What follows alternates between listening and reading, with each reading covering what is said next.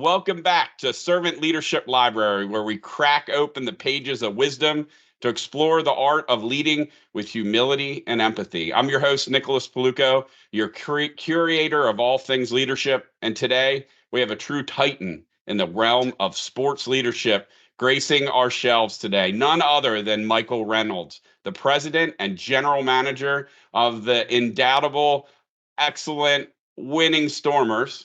And with nearly 2 decades of navigating the high-octane world of professional sports, Mike's journey has taken him from the hardwood courts of the WNBA to the thundering arenas of the NBA G League, and now in the supreme Atlantic League of professional baseball. So, dear listeners, buckle up as we dive into the playbook of servant leadership with one of our industry's most seasoned captains. Mike, welcome to Servant Leadership Library podcast. Wow, what a heck of a career, and congratulations. I mean, the WNBA has been getting a lot of press these days. Tell the listeners a little bit about yourself, kind of your journey through all of these great experiences. I'm impressed. Well, thank you. That was an incredible introduction, and probably one of the best I've ever had. I think we're done. The WNBA is finally getting its due. I think it's a long time overdue for them to start getting the recognition that they are currently getting. Obviously, you look back to the NBA back in the 80s with Magic and Larry Bird, and then Michael Jordan. That's really when that league started to take off, and hopefully now with Caitlin Clark, Angel Reese, and these current WNBA stars, they start to get the due that they deserved. It's incredible. I was fortunate. I did an internship at Mohegan Sun Arena in Connecticut. Really?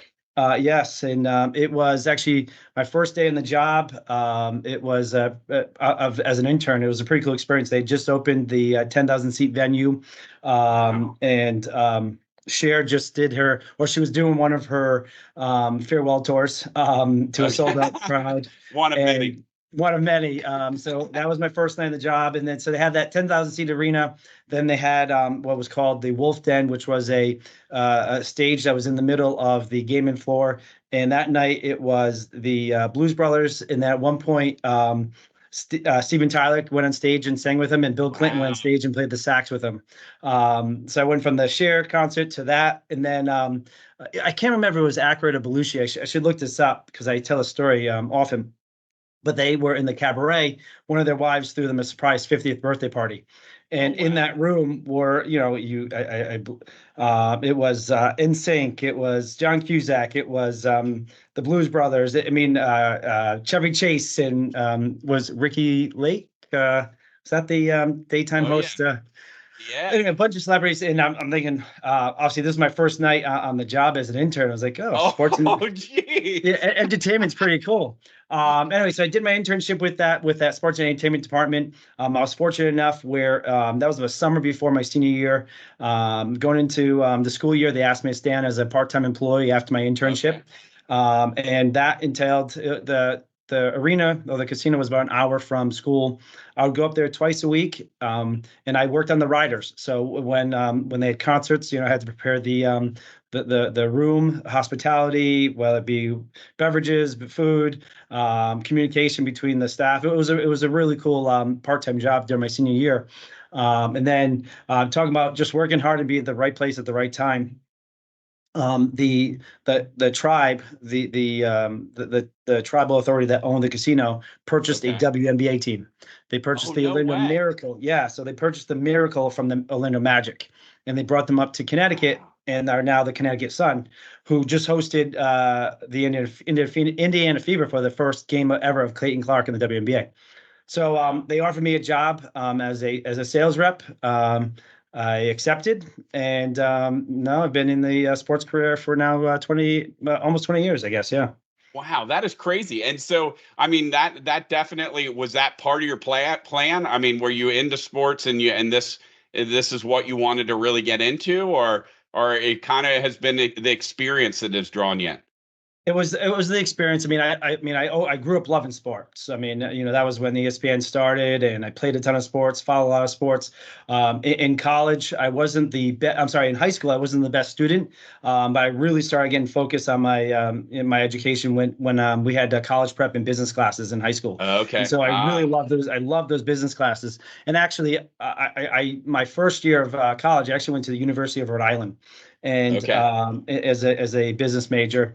And when I was trying to schedule my sophomore year classes, I was trying to schedule a lot of business classes, but I still had to take a lot of gen eds. And I'm like, oh, this is like, I don't enjoy it. It's not what I want to do. And so I actually transferred to Johnson Wales University because the majority of the classes it was a business school, and you took business classes. Yeah. Whether it was the right decision or wrong decision, I mean, you look back, it was definitely the right decision.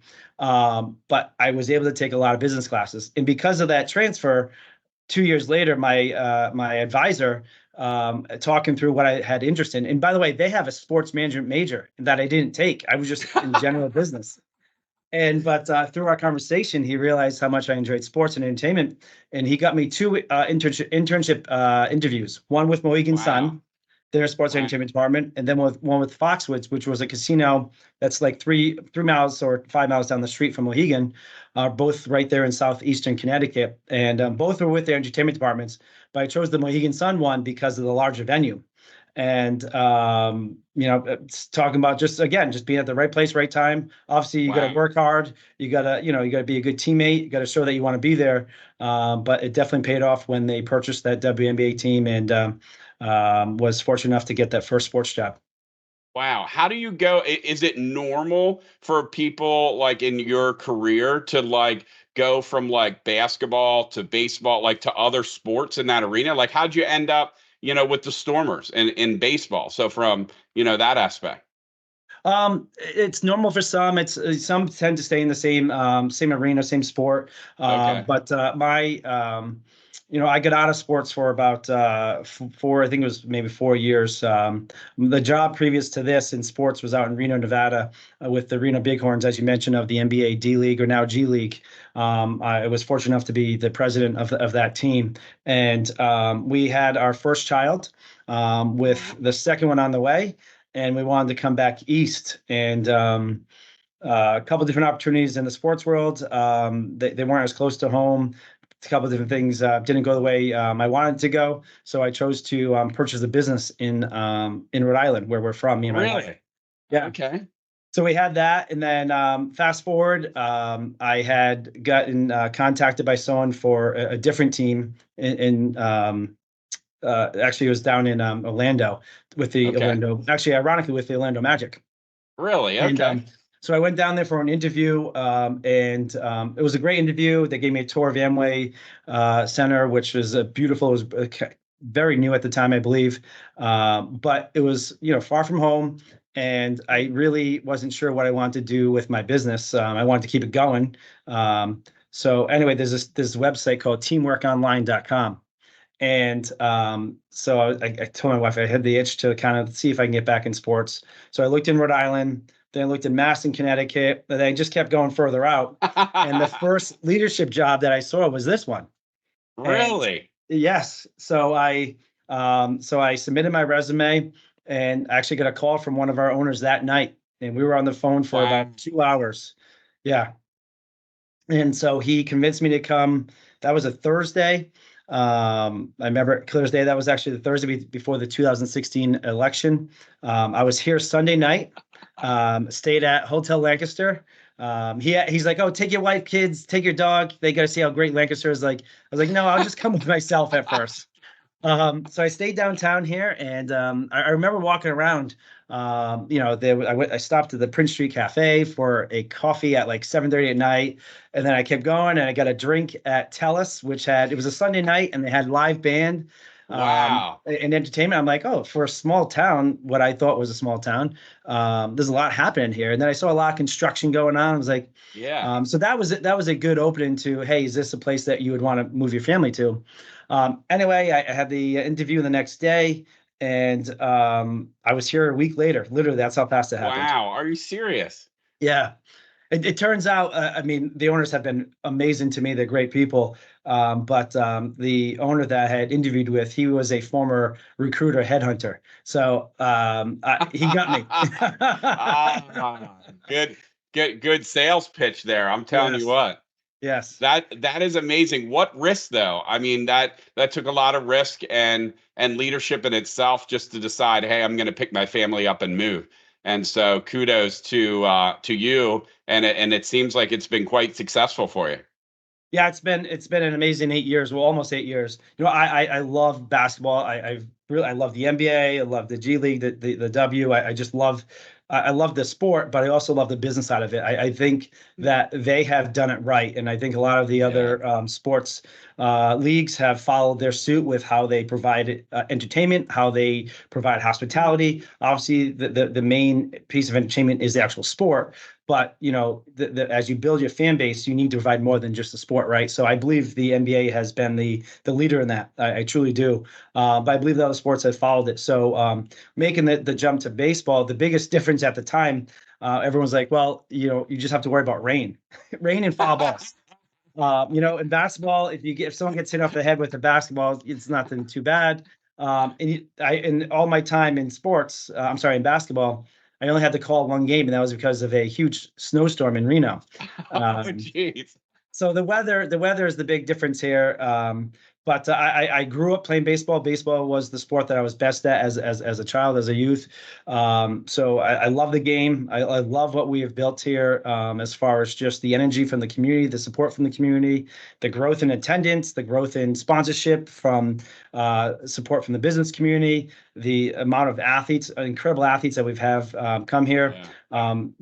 Ross and I, our team manager, we started, he became the team manager the same year I was named the GM.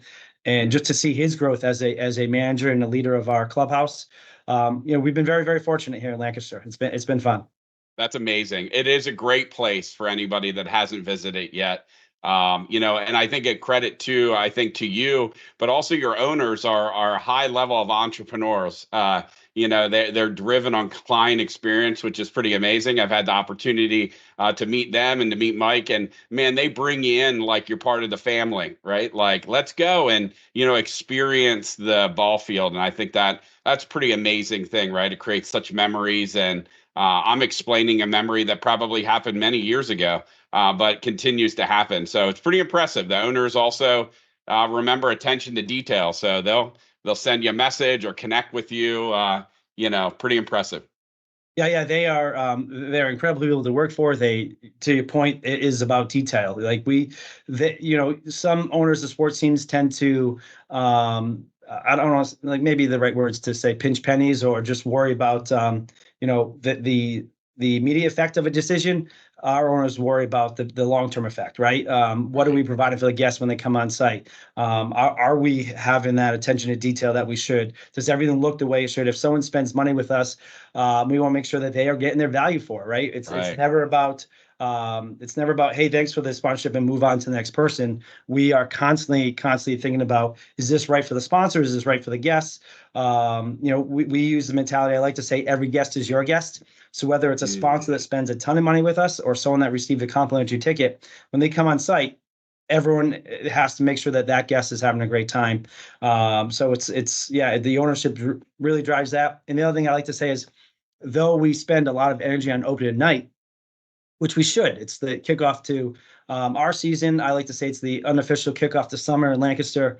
But we have 63 home games, and that's someone's opening night right. So if it's doesn't have to be the same, hoopla that we do for open night, but someone that every single night, that's their opening night, and we want to make sure that they have a great experience when they come on site.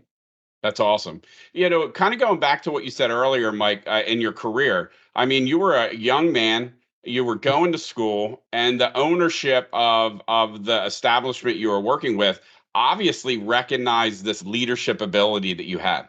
Right? Like, was leadership instinctive to you? Were you taught it? Where'd you learn it? Where'd you learn to lead or to build those skills and abilities? At such a young age. I think I think we all can be leaders. Some are taught, some read books, some have it in them. Maybe I've been fortunate enough where I've got a little bit of everything. I've had great mentors in my life. My mother is an incredible human being. She worked hard. She's worked many jobs to make sure that my brother and I not only had what we needed but we wanted. And so I definitely work ethic, I believe, comes from her and her just desire to make sure she's providing and doing what's right. Also within my career, I always look at, we all get paid to work. I want to make sure that whether it's the right way to think about it or not, I always want to make sure that the person paying me is winning on their end, right? I want to work harder than what I'm getting paid. I should not be getting paid more than I should not be taken, in my personal opinion. And I believe it's worked for me over the time, just always being a hard worker.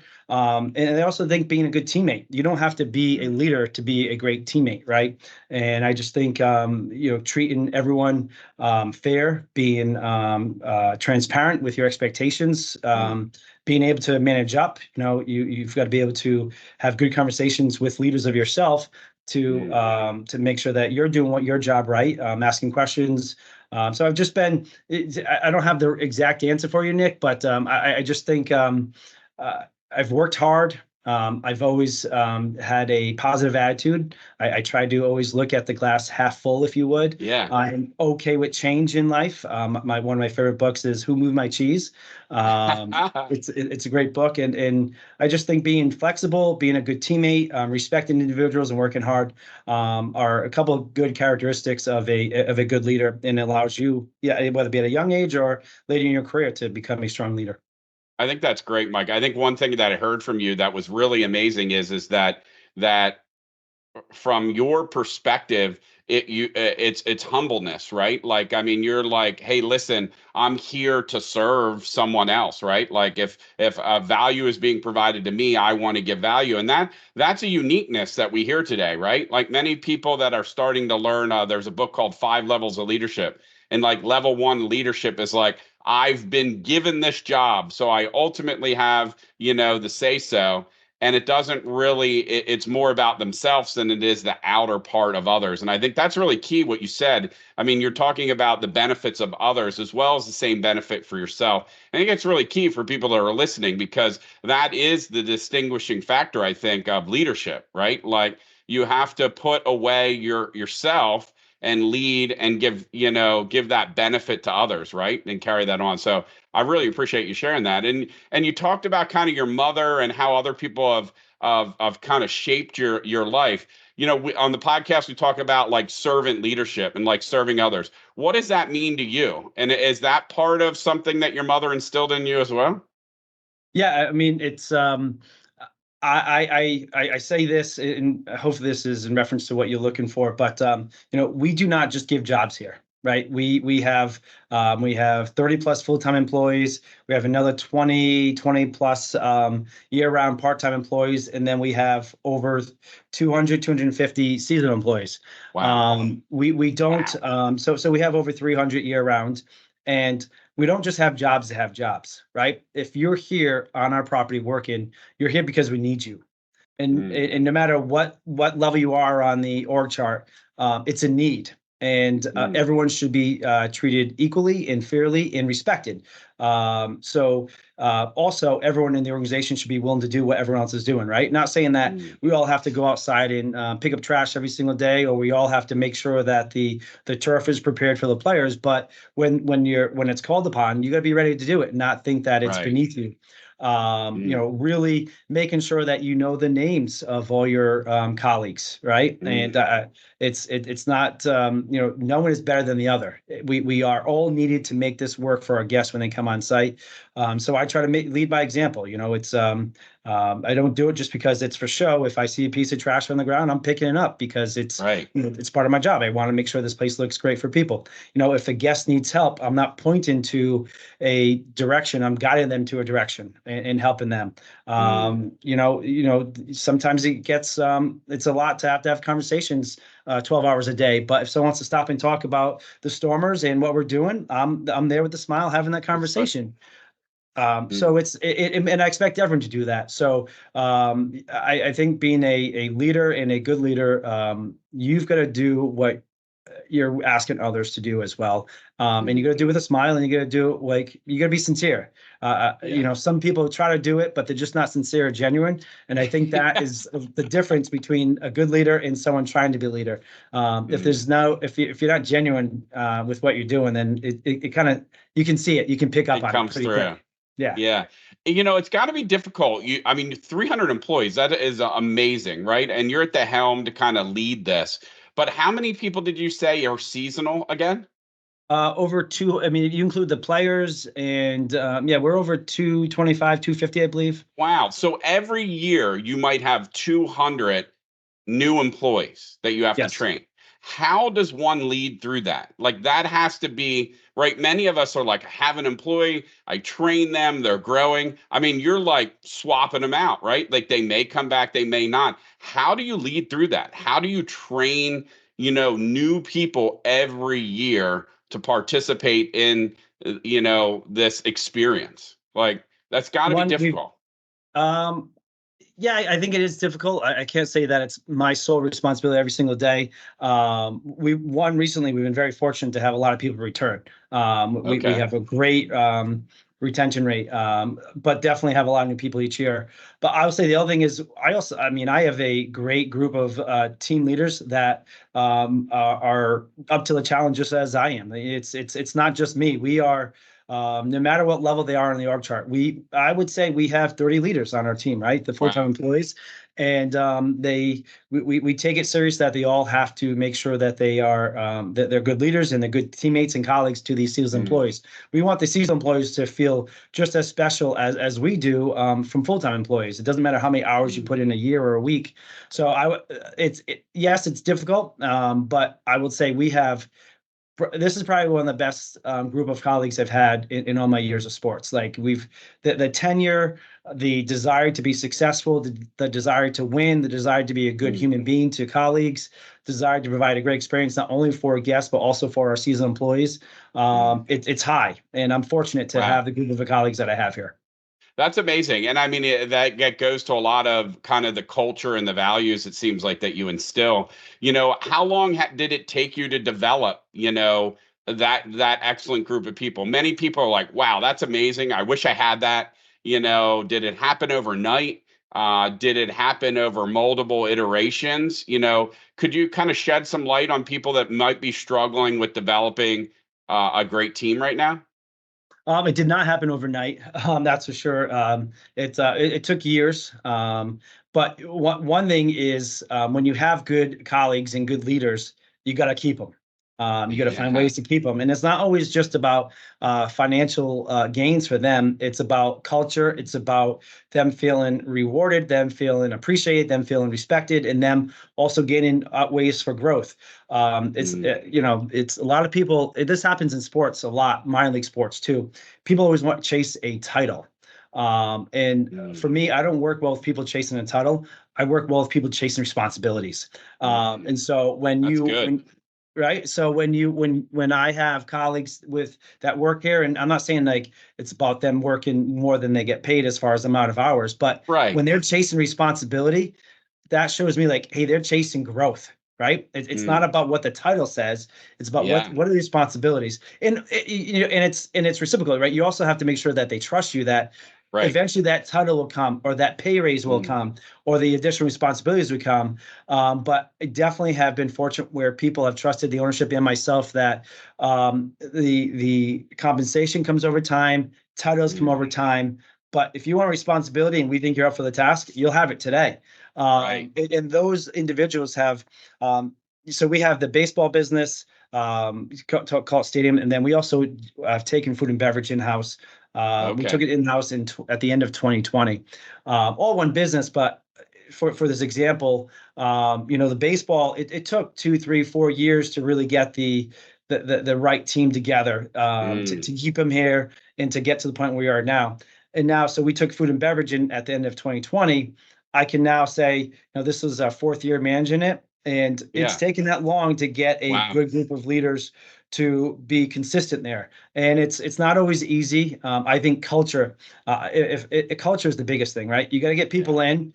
and you got to make sure that you provide a culture that they can succeed in, and you also got to find the right people for that culture.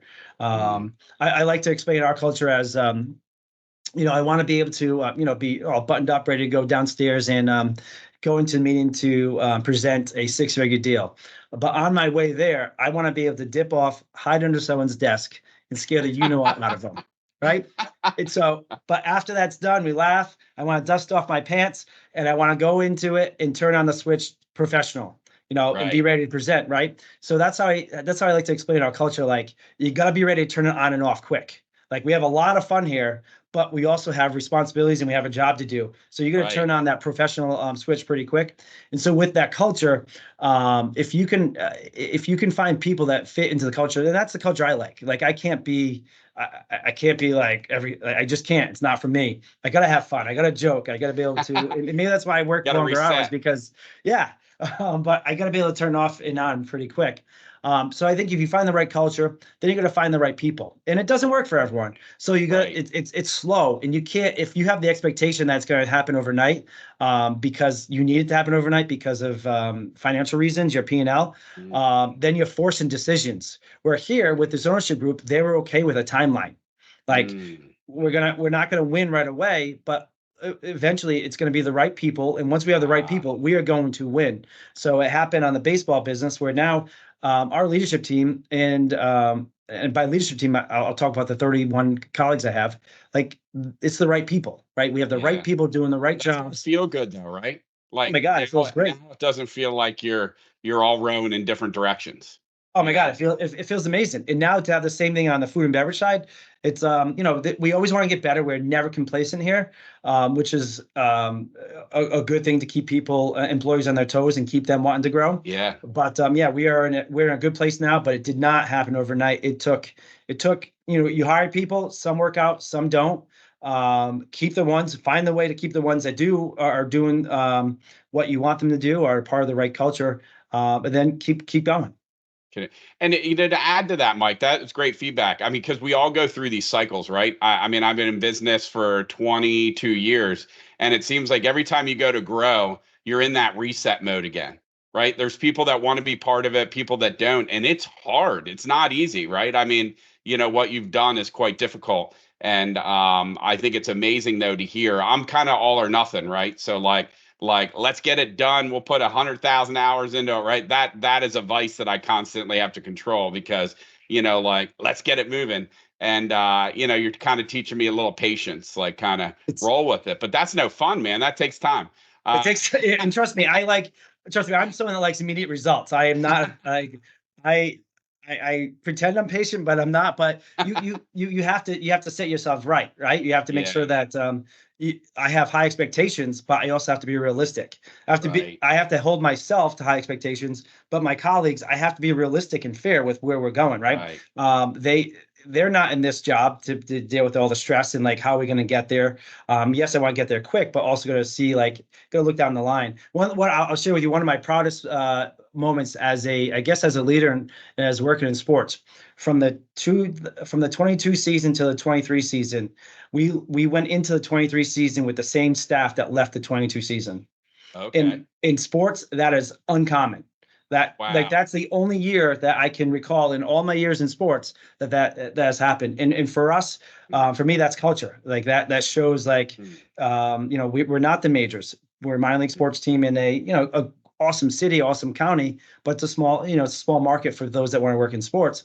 So for us to have accomplished that speaks to culture in the group of people that we have here. That is awesome. That's awesome. You talk about that a little bit. I mean, it sounds obviously like you have a really strong culture. You have a culture of serving, meaning that you get involved and you lead through that. I mean, I'm sure that the sports industry, and especially having, I think you said like 60 some home games, and they're not all 8 to 5, right? Like these are evenings and weekends. And like, how do you lead through that? I mean, that's a lot of pressure, right? And it's like the beginning of the summer, as you said, it explodes. And then it's kind of like tax season. I hear from accountants, right? They get through tax season, and then it's like, how do we have a party? Because things slow down till tax season comes back. It sounds like the sports is like that, but you've continued to keep this year round. I mean, the stadium does everything, Christmas lights and shows and like, so how do you not burn those people out, or how do you lead through that? It's that was I talked about weather and foul balls initially when I made the transition from basketball to baseball. That's actually another thing that you had to work through. It's very common practice that if you work for a baseball team, you are at all home games. Mm. And that leads to people, to your point, that they get burned out. And then at the end of the year, the grass is going to be greener somewhere, not because they're not doing the same thing, just because you're tired. And then when you're burned out or you're exhausted, a one bad comment from a leader, one lazy task, or not completed task from a colleague is going to make you think, oh, this is awful, right? So what we did here at first, it was well received from my colleagues, all the employees here. Leaders are like, "What are you doing?" But it costs. So it costs a little extra money because the staff, and I'll share with you what we do. So what we did, we have an A team and a B team. Okay, and so that's neat. Yeah, and so and there's a handful of us that tend to be here for majority of the games, and that's fine. Just our responsibilities tend to lead us to have to be here. But what we do is the A team, B team, we do require the A and B team to be here for opening weekend and the last weekend of the season. Then after that, we alternate weekends. Oh, that's a great idea. And then on the weekdays, we alternate days. If A's here Tuesday, B's here Wednesday. A Tuesday on Thursday, then B would be here next Tuesday. And so with that, and then what I tell them all, like, here's your teams. If you, for some reason, can't be here for one of your nights, work it out with each other. Just swap dates. If it ever has to get to me, I'll be the decision maker. And so this is my 7th season. We didn't have a season in 20. Not once has it had to get to me to have to be the mediator or moderator to how this works. It's worked out. And so with that, people aren't burned out, right? They aren't exhausted. And then my second summer, so year 2, I was like, okay, that really worked well. Let's do ABC. Yeah, that was that. Then we didn't have enough people there, so we went back to the AB schedule. But with that, also my second year, I made it. I'm going to say mandatory. Mandatory is it's not like mandatory, but I strongly urge everyone to take a summer vacation, which again is not a habit of baseball teams. But if for the service individuals, I ask them to take a vacation on a week where we don't have games, because they need to be here to serve for the games. And if you're a sales individual, I ask you to take a week that we have games, because those tend to be the days that are not strong sales days, because we get busy with the season. And I think those two things, I think the AB calendar and then the summer vacations add to our culture and just allow for people not to be burned out, because it is exhausting. We do have 12, 13, 14, 15-hour days. We do have 70, 80, 90-hour weeks for some of us. And it can get like, at that point, you just get you don't mean to be negative, but at times you're like the littlest thing will and then all of a sudden, right. And then someone from another team calls them and say, hey, we have this job. They're going, right? Not because you did anything wrong, but because they're tired, they're frustrated in that one thing. So we have to keep people fresh. And then, so that's for them personally. And then if our employees and our colleagues are fresh, then the guests, when they come on site, they're getting the right experience from our colleagues. Well, so I think that's really key. What you're talking about is you have a culture, but the culture is based around the value of the people that you have and how that impacts, it sounds like, serving the people that you serve, right? And the community and your guests. I mean, that's pretty impressive, and probably had cost some money to do that, right? And so you sacrifice maybe some dollars to provide long-term success for your team. And I think that's pretty impressive from the aspect, but it sounds like it's also allowed you to grow and retain, which probably then returns some of that from a financial statement back to you, because it costs a lot of money to hire and train people. So that's pretty neat. That's a neat way to solve a problem. Yeah, it's an investment in your team, your colleagues, but it's also investment in the organization. I haven't led a lot of my leadership has been business, sports business and or health industry. But am of the mindset that you don't pinch pennies to save expenses. You try to generate dollars. Right. And generating dollars, not always, hey, Nick, would your company sponsor this? Generating dollars, to your point, is how do we make sure that we have the same staff every year? Right. And so it could, to your point, it does cost us money to have seasonal employees here. Could we have full-time? Could we have all 30 of us here taking on a lot of the seasonal jobs? Yeah, we could, but it's going to cost us when they leave, and now we have to rehire people. Yes. But some people are just short-sighted, and I'm not trying to be mean or negative on some people how they make decisions. But for us, we are okay with the expense now for the generation of revenue and good good experience for our guests long term. Well, and then you have a pool of people then that are already trained. So if one leaves, they can cross train another. I think it is a phenomenal idea. I'm like, wow, how do I implement that across other places? That's pretty impressive. The last thing. Oh, go ahead. Yeah. I was going to say the last thing, I say not last thing, there's a lot that we do here, but what we also do is we have MODs, manager on duties, every night. And it doesn't matter if you have a manager, director, VP in your title, or executive, account executive, everyone has to be an MOD throughout the season. And so they take on the responsibility of starting the game and ending the game.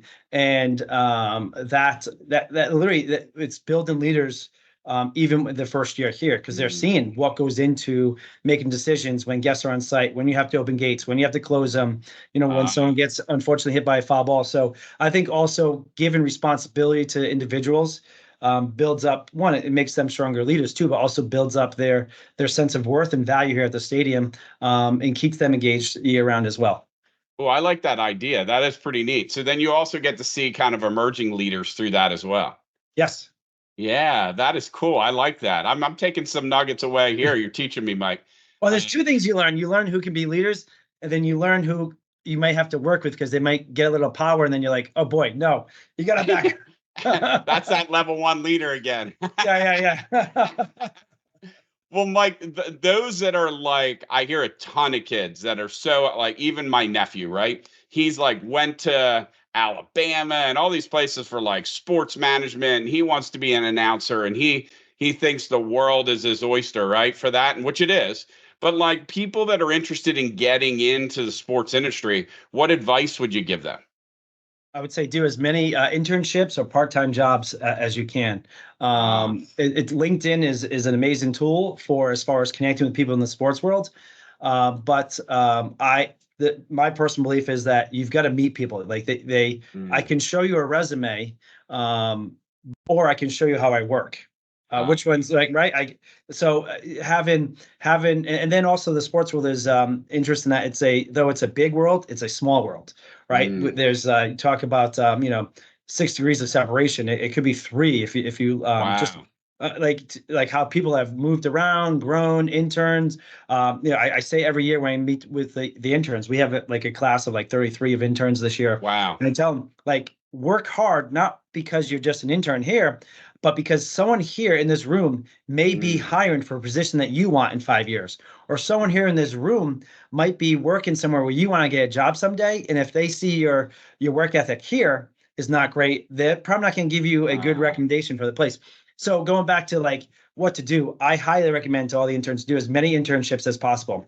If you're, obviously we all need finances and money to live, but a lot of the internships tend to be unpaid, and it's a short-term sacrifice for a long-term gain. So if they're, if you have to intern 30 hours a week for free, but you have to work 20 hours a week to get paid, figure out in your schedule. Again, it's a sacrifice, and maybe it doesn't work for everyone. But the intern and volunteer, local athletics, college athletics, sports teams. We're all looking for interns, and we're all looking for assistants. And I think those resumes tend to get looked at a little quicker than those that don't have the sports experience, because you want to be able to see that people understand what the commitment is as far as time, responsibilities. And then the final point with that is then you meet people. Like you meet people, and connections. Yeah. And so kind of segueing into that, you talked about your ownership and how good they've been to you, and understanding that they're entrepreneurs and they're builders and creators. So as a leader, give me one thing or one nugget you've learned from them. Oh, I mean, I've always valued human beings, and I enjoy meeting people and talking to people, and have sincere, genuine relationships. But they take it to another degree. Like they take it to another degree of really one from a recruitment standpoint, but constant value and constant appreciation. Ah, So they have been. I've learned a lot from them, but definitely from that standpoint, how you treat people. It's not always about financial gains, but financial gains, as well as just the importance of work-life balance. mm, Understanding that sometimes you know family and life will be chosen over work, and that's okay. Especially mm, when the work is typically chosen more times than not, right? So they've definitely the value of people. And I don't want I to sound love like it. I never valued people, but they just take it to another degree. Like, and for me, my first, I've lost out on a couple of jobs that I've tried for in the past. This is the only job I actually applied for. I've been fortunate where all the others were of referrals, but there are some jobs I didn't get because my leader at the time thought that the organization would be hurt because I left, Oh, goodness. which is awful. Like, Yes, that's that's not a good all. leader, right? So being able to provide support for when people make decisions that they want to build their career, or what they consider enhancing their life by taking on another job, or just another responsibility. These guys, one, I said I would never do that to someone that worked for me. I just would never. Right. Right. It's not a good feeling. Like, I thought No. you were my like leader, mentor, and then you go stunt my growth. One, I would never do that, but now these guys take it to another degree. Like, hey, we'll help. We'll like, or how do we keep you with us? Because you are valued and you are appreciated. Uh, I love it. I love it. As we kind of wrap up here a little bit for the day, what legacy do you want to leave behind as a leader in the sports industry? I would love for all of my colleagues to there's to not have a day where they feel like they're going to work, right? Ah, Just really, this is what I am. This is what I do. It's not. We all have bad days. Trust me, I have them mm, too. But I never wake up thinking, "Oh, I have to go there again today." yeah, And I would want the same for every single person that has that comes across and is my teammate or a colleague. Just because it's we spend a lot of time at work, no yeah, matter what industry you work in, and it shouldn't be the downside of your day or the downside of your week. It should be neutral with life itself, yeah. right?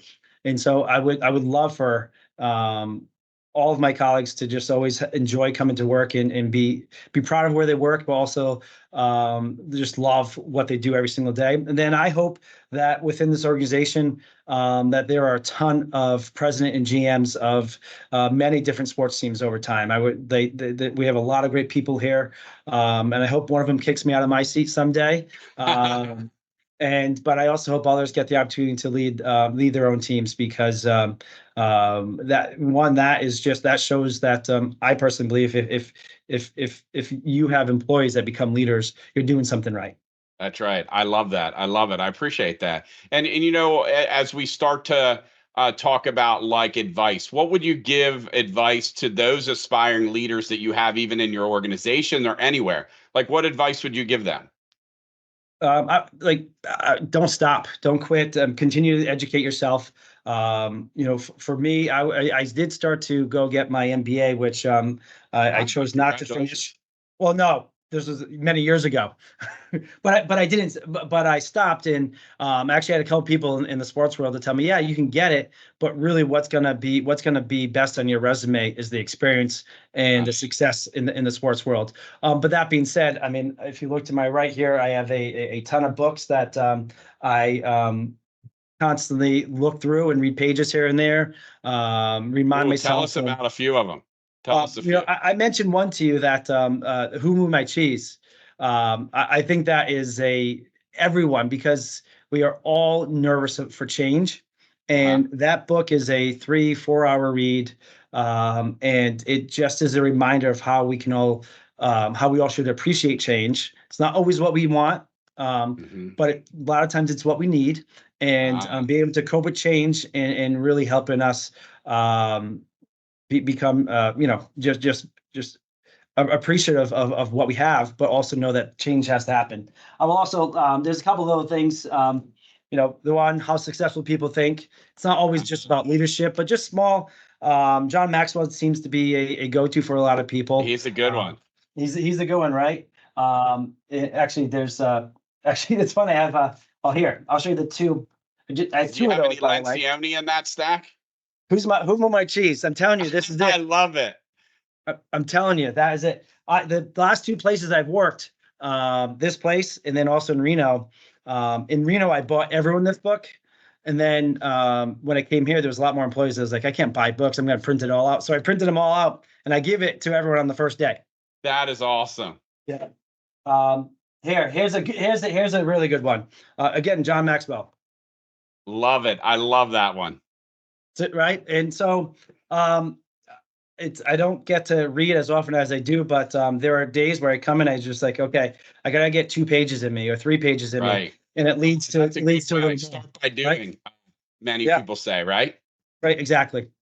I love it, Mike. That's amazing. Thank you for sharing those. And John Maxwell has so many great books. I mean, the 5 levels of leadership, 24 levels for leaders, all kinds of great content. So thank you for sharing that. I'm going to check out that Who Ate My Cheese, right? Is that what you said it was? Who moved my cheese? Who moved my cheese? I'm going to check that out. I'm serious. Check it out. It's a it's